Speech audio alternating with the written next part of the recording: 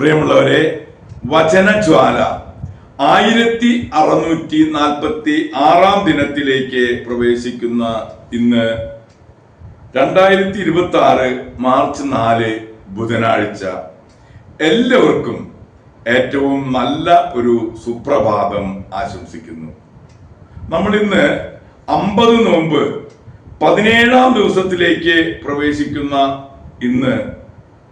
ഇന്നത്തെ വചന വായനയിൽ ജെറമിയായുടെ പുസ്തകം 23-ാം അധ്യായം 21 മുതൽ 40 വരെയുള്ള തിരുവാക്യങ്ങളാണ് നാം ഇന്ന് ശ്രവിക്കുക. ആ പ്രവാചകന്മാരെ ഞാൻ അയച്ചില്ല, എന്നിട്ടും അവർ ഓടി നടന്നു. ഞാൻ അവരോട് സംസാരിച്ചില്ല, എന്നിട്ടും അവർ പ്രവചിച്ചു. എന്റെ സന്നിധിയിൽ നിന്നിരുന്നെങ്കിൽ എന്റെ ജനത്തോട് അവർ എന്റെ വാക്കുകൾ പ്രഘോഷിച്ച് ദുർമാർഗത്തിൽ നിന്നും ദുഷ്പ്രവർത്തികളിൽ നിന്നും അവരെ പിന്തിരിപ്പിക്കുമായിരുന്നു. കർത്താവ് ചോദിക്കുന്നു, സമീപസ്ഥനായിരിക്കുമ്പോൾ മാത്രമാണോ ഞാൻ നിങ്ങൾക്ക് ദൈവം? വിദൂരത്തിലായിരിക്കുമ്പോഴും ഞാൻ ദൈവമല്ലേ? എനിക്ക് കാണാൻ കഴിയാത്ത വിധം ആർക്കെങ്കിലും രഹസ്യ സങ്കേതങ്ങളിൽ ഒളിക്കാൻ സാധിക്കുമോ? സ്വർഗവും ഭൂമിയും നിറഞ്ഞു നിൽക്കുന്നവനല്ലേ ഞാൻ? കർത്താവാണ് ഇത് ചോദിക്കുന്നത്. എനിക്കൊരു സ്വപ്നമുണ്ടായി എന്ന് അവകാശപ്പെട്ട് പ്രവാചകന്മാർ എന്റെ നാമത്തിൽ വ്യാജം പ്രവചിക്കുന്നത് ഞാൻ കേൾക്കുന്നുണ്ട്. കള്ളപ്രവചനങ്ങൾ നടത്തുന്ന, സ്വയം തോന്നലുകളെ പ്രവചനങ്ങളായി അവതരിപ്പിക്കുന്ന ഈ പ്രവാചകന്മാർ തങ്ങളുടെ ഹൃദയത്തിൽ എത്രനാൾ വ്യാജം കൊണ്ടു നടക്കും? തങ്ങളുടെ പിതാക്കന്മാർ ബാലിനെ പ്രതി എന്റെ നാമം വിസ്മരിച്ചതുപോലെ എന്റെ ജനത്തിന്റെ ഇടയിൽ എന്റെ നാമം വിസ്തൃതമാക്കാമെന്ന് വിചാരിച്ച് അവർ തങ്ങളുടെ ഭാവനകൾ പരസ്പരം കൈമാറുന്നു. കർത്താവ് അരുളി ചെയ്യുന്നു, സ്വപ്നം കാണുന്ന പ്രവാചകൻ തന്റെ സ്വപ്നം പറയട്ടെ. എന്റെ വചനം ലഭിച്ചിട്ടുള്ളവൻ അത് വിശ്വസ്തയോടെ പ്രഖ്യാപിക്കട്ടെ. പതിരിനും ഗോതമ്പ് മണിക്കും തമ്മിൽ എന്ത് പൊരുത്തം? എന്റെ വചനം അഗ്നി പോലെയും പാറയെ തകർക്കുന്ന കൂടം പോലെയുമല്ലേ? കർത്താവ് ചോദിക്കുന്നു.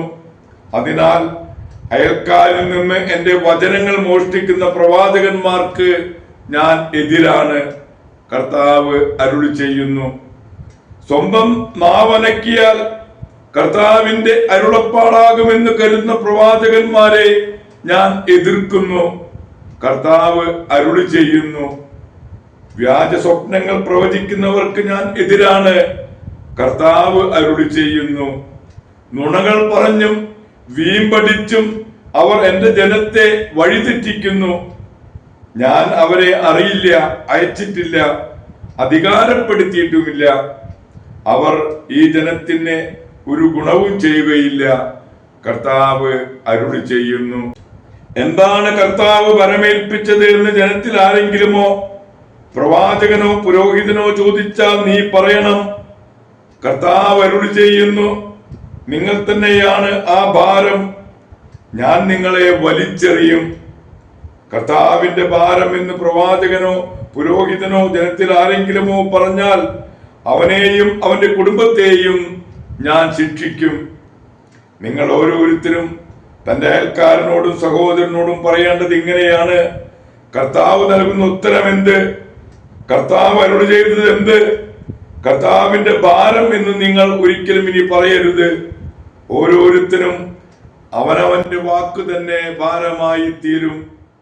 എന്തെന്നാൽ നമ്മുടെ ദൈവവും സൈന്യങ്ങളുടെ കർത്താവുമായ ജീവിക്കുന്ന ദൈവത്തിന്റെ വചനം നിങ്ങൾ വളച്ചൊടിക്കുകയാണ്. കർത്താവ് നിനക്ക് എന്ത് പ്രത്യുത്തരം നൽകി?